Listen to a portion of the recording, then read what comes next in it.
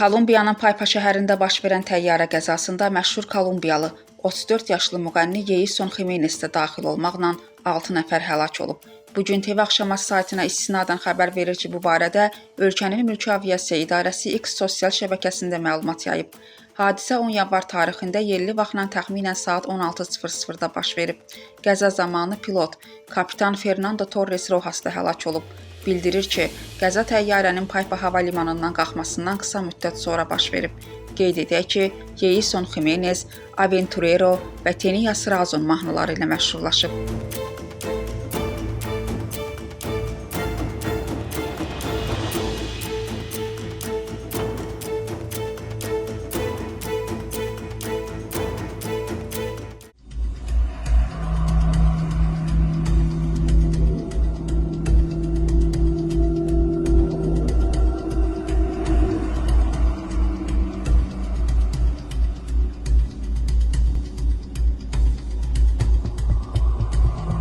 Hüsniyə Salmanova, Samir Əliyev, Bu Gün TV.